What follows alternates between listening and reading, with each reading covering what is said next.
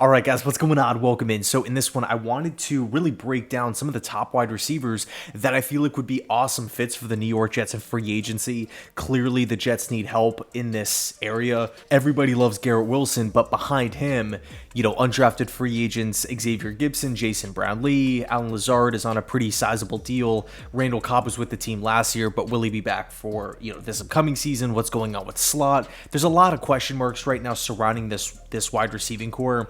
And again, it's not a secret that we need talent, that we need depth in this area.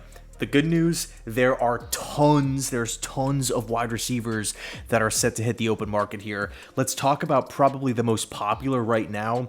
It's T. Higgins from the Cincinnati Bengals. Now, Higgins right now is looked at across the league as somebody with untapped potential. The size, the catch radius, the production, being the number two, the consistent number two for the Bengals, obviously behind Jamar Chase. This is somebody who I feel like is going to command a ton of money. He wants a big contract. Now, of course, the Bengals do want him back, but I do feel like there is a reason why he isn't re-signed. It's because he wants the numbers. He wants the volume. He wants the contract. He wants to be that guy, right? Like a true wide receiver one, unquestioned, whether or not Jamar Chase is, on the team or not. So, and real quick, you look across the NFL, how many teams out there can use a guy like T. Higgins, a big, young, wide receiver that brings so many traits, so many physical traits to the table. You gotta love the upside here. But in regards to the New York Jets, I think Higgins is, of course he should be targeted by New York, right? I think, just thinking about him on the same field as Garrett Wilson, as Breece Hall, as Aaron Rodgers, yeah, it gets you fired up. But how much is Higgins looking for, right? What's the bidding war right now going to look like? When we take a look at teams out there that really need some help at wide receivers, maybe young rebuilding teams, there's a lot of money out there.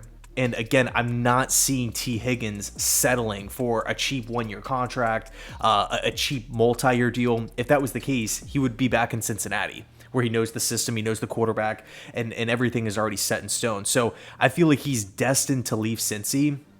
But the question is, how much is Joe Douglas willing to put into the T. Higgins sweepstakes for him to, hopefully bring him onto the team? Will he be outbid?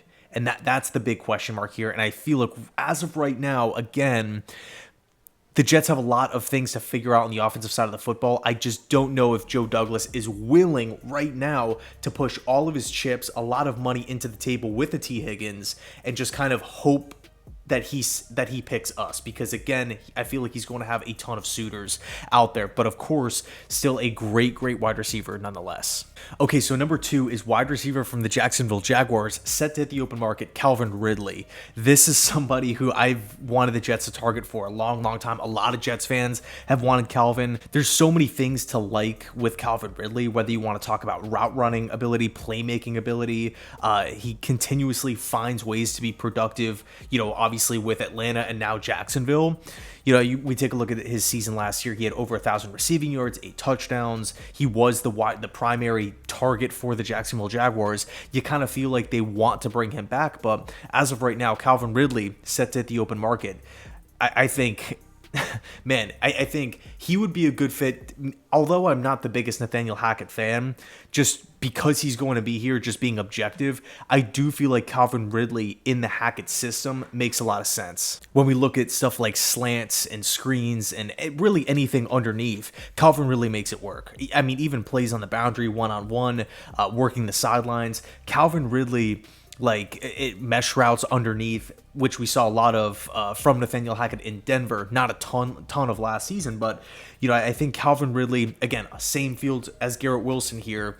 He's not going to be solely focused on okay, we have to stop Calvin because that's the only weapon that the Jets have. No, if that's the case, Garrett's going to be open, right? Because he can win one-on-one matchups. We all know what he brings to the table.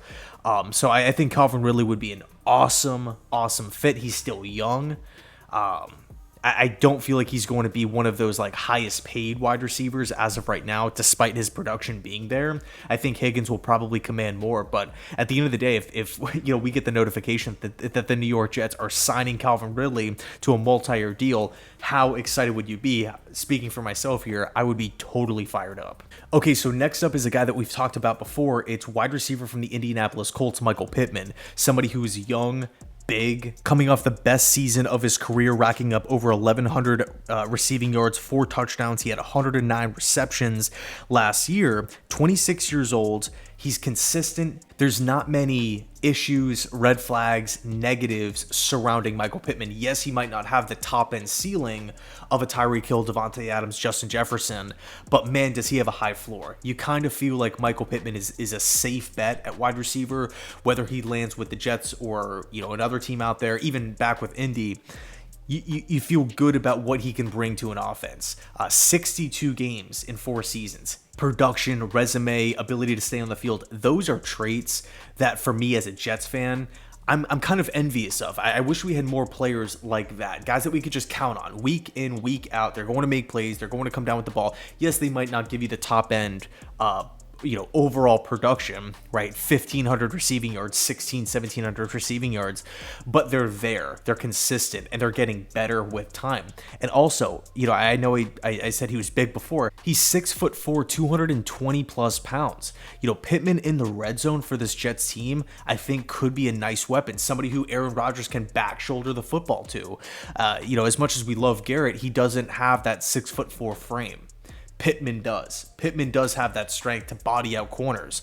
Maybe not as effectively as like somebody who's done it year after year after year, like a Mike Evans. But I think Michael Pittman, again, much like Calvin Ridley, isn't going to command a contract the size of a T. Higgins.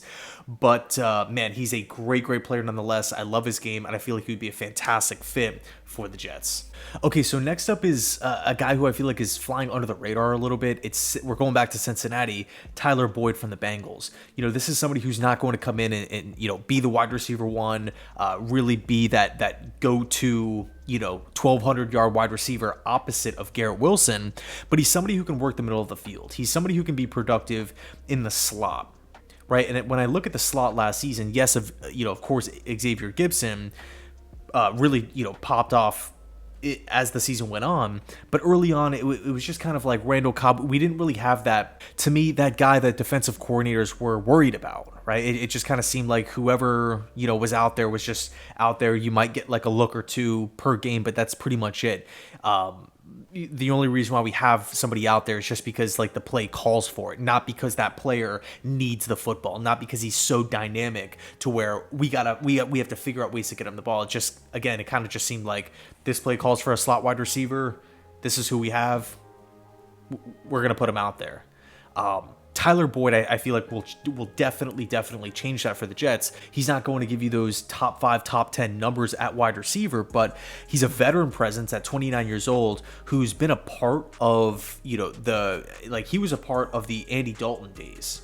Right, then he was still with the Bengals when they sunk low and they were losing a bunch of games. They drafted Joe Burrow, and then he was a part of the rebuild. Right, the Bengals that took off and made it to the Super Bowl. Tyler Boyd has seen it all. So despite him only being 29 years old, he's seen a lot of football and he's consistently produced throughout the years. He's been asked to play in different roles and he's always accepted. He's never been a headache whatsoever. He's coming off a season with 67 receptions, over 660 receiving yards with 2 touchdowns. This is somebody who I feel like working with Aaron Rodgers over the middle of the field in the slot, those big third downs, those 3rd and 8s, those 3rd and 7s, 4th and shorts, even goal line situations, 2-point attempts and whatnot. I think Tyler Boyd would give the Jets a massive upgrade, again, over the middle of the field at that slot wide receiver, clearly better than Randall Cobb.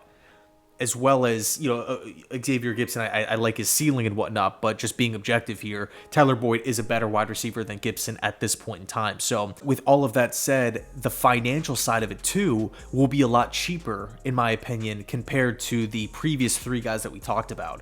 I feel like you can get Tyler Boyd on a really affordable deal. I wouldn't be surprised if he's back with the Bengals next season, but Tyler Boyd with the Jets, I feel like he'd be a great addition to not only just help out in the regular season, but the postseason. He's seen a lot.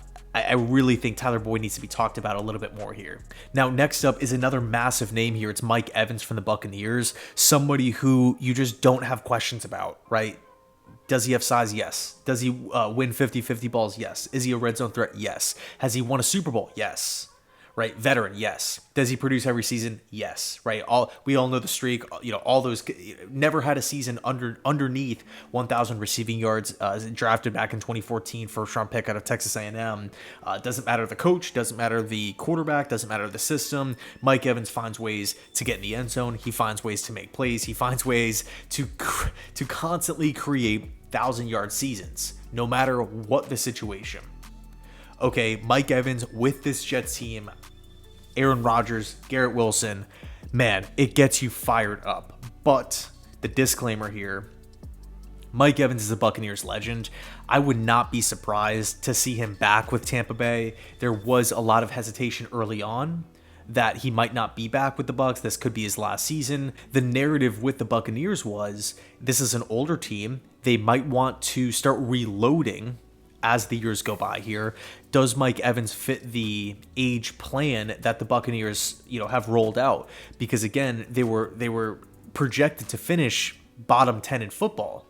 This is a team that just knocked off the Eagles at home in the playoffs. Now, when we're talking externally, right, when we're looking at the NFL media, potentially internally, the perception of the Buccaneers has changed. If the Bucs are still that win now team, if they still feel confident in Todd Bowles as a head coach, in Baker Mayfield at quarterback, in their veteran pieces all over the place, and they want to continue running it back, I could definitely see Mike Evans just re-signing there. But if he hits the open market, man, oh man, that would be absolutely nuts if the green and white can snag him from Tampa Bay. Now, the last name on the list here is somebody who I feel like can make a real difference for an offense out there. Now,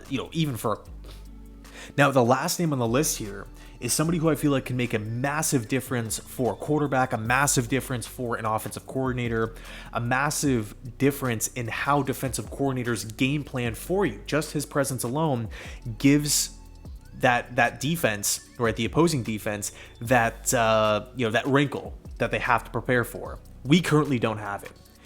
It's Marquise Brown from the Arizona Cardinals. What I'm talking about here is his downfield speed, his ability to attack the deep parts of the field. I think when we take a look at the Jets roster, we just don't have that speed. We don't have that guy who can consistently make safeties play on their heels, who can consistently take the top off of a defense.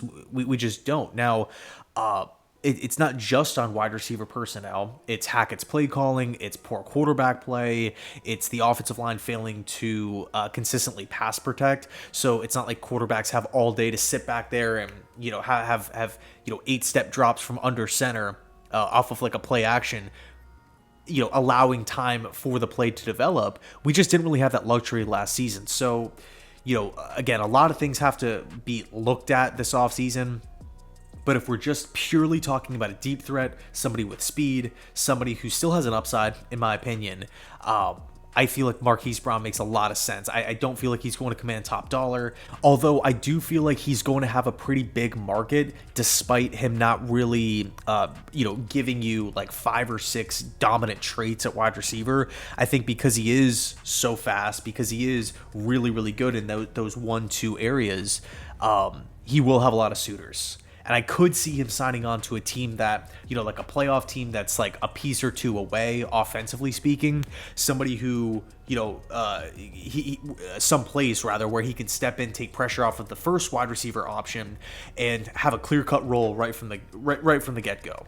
At the end of the day, Marquise Brown is 27 years old, and looking at the market, if Higgins, if Evans, right, if these guys are off the board, Pittman's off the board, boom, I could see Marquise Brown signing pretty quickly within the process. So that's to me, those are the 6 fits for the Jets that I really, really like. It's not, we didn't go over every single one. I mean, there's, big names out there. There's still effective wide receivers that are going to be hitting the market that I would like for the Jets, but not as much as these 6, right? We can talk about guys like DJ Chark or Gabe Davis or OBJ, right? There's other names out there. There's still talented guys that are set to hit the open market. But for me, these 6 kind of, and again, they all kind of range. Like Tyler Boyd, I'm not saying that there's going to be that one role that they're all going to fill, but all 6 guys, to me at least, make sense, and we have to upgrade the wide receiver position.